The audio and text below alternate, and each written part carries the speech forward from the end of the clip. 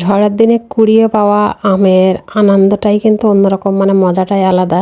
আমাদের এখানে ঝড়টা যেহেতু মাঝ রাতে উঠছিল, তো সেজন্য কিন্তু আমার পক্ষে আর ভিডিও করা সম্ভব হয়নি, কারণ চারিদিকে ঘুটঘুটে অন্ধকারে অন্ধকারে তো আর ভালো রেজুলেশন আসতো না বা ক্যামেরায় তো ফুটতো না।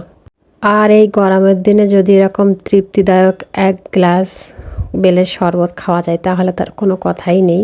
তো যাই হোক, ইরার বাবা কিন্তু এই আমগুলো কুড়িয়ে আনছিল রাতে।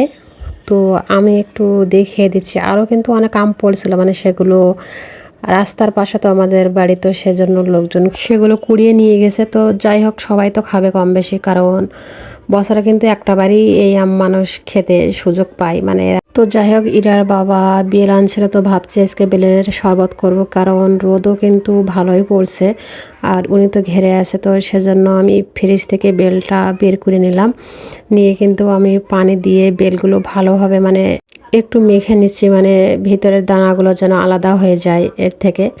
তো আমি ওগুলো যত সম্ভব পেরেছি এভাবে আলাদা করে নিয়েছি, আর একটু আলতো হাতে চাপ দিয়েছি, কারণ সবাই জানেন বেলের ভেতরে যে আটা মতো থাকে ওটা কিন্তু বেরিয়ে গেলে বেলের শরবত অতটা ভালো লাগে না।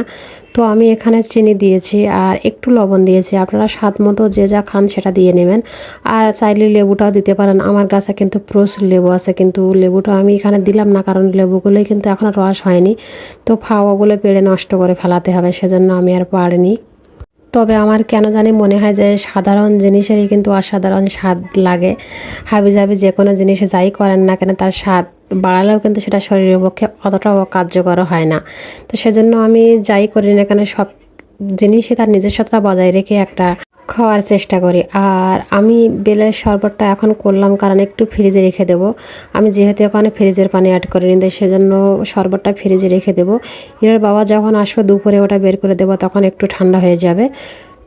আর এদিকে দেখতে পাচ্ছেন যে আমার প্রতিদিনের যে কাজ, আমি চুলায় ভাতটা বসিয়ে দিলাম। আমি ভাত কিন্তু সচরাচর চুলায় রান্না করি না, কিন্তু আজ কি হয়েছে যে ঝড় হয়েছে যেহেতু, সেজন্য কারেন্ট কিন্তু নেই সকালে, তো সেজন্য আমি আজ চুলায় ভাতটা বসিয়ে দিলাম। আর ভাতটা দিয়ে এদিকে আমি আমার যে এটো মানে বাসনগুলো ছিল সেগুলো আমি একটু পরিষ্কার করে নিচ্ছি মেজে ধুয়ে। তো ওগুলো করার পর দেখছি আমার ভাতটাও কিন্তু হয়ে গেছে। আর চুলার আগুন কিন্তু গ্যাসের থেকেও অনেক বেশি মানে তাড়াতাড়ি হয় আর কি, সেজন্য। আর আমি যেহেতু নতুন পাতিলে রান্না করছি, তো সেটা পরিষ্কার করে নিয়েছি, যেহেতু হাঁড়িটা নিয়ে যাব ঘরে, তো ভাবছি একটু উপর থেকে আলগা যে ছাই দিয়েছিলাম যাতে হাঁড়ির গায়ে কালি কম পড়ে, তো সেই আলগা কালিটা আমি একটু তুলে নিলাম পানি দিয়ে ধুয়ে, মানে হালকা হুইলের গুঁড়ো দিয়ে। আর দেখতে পাচ্ছেন আমি কিন্তু আজ আলু ভাতে দিয়েছিলাম, মানে আজকের সকালের রান্নাটাই কিন্তু শেয়ার করছি। আর আমি কিন্তু আজকে ভর্তা দিয়েই মেরে দিয়েছি, মানে সকালটা, সেজন্য আলু মাখাচ্ছি, মানে আলু ভর্তা করছি। আর এই ভর্তা আলুটা আমার ইরা তো খাই, মানে ওর ভালো লাগে আর কি। ও কিন্তু সাধারণ খাওয়া সাদামাটাই বেশি পছন্দ ওর, মাছ মাংসের থেকে। আর ও ভর্তাটাই বেশি পছন্দ করে, যে কোনো ধরনের ভর্তা ওর খুবই প্রিয়। তো দেখতে পাচ্ছেন যে ও নিজে নিজেই কিন্তু খাচ্ছে। তো আমার ভিডিও যদি আপনাদের ভালো লাগে তো অবশ্যই আমার পাশে থাকবেন। আজকের ভিডিও এখানেই শেষ করছি, ভালো থাকবেন সবাই, আল্লাহ হাফেজ।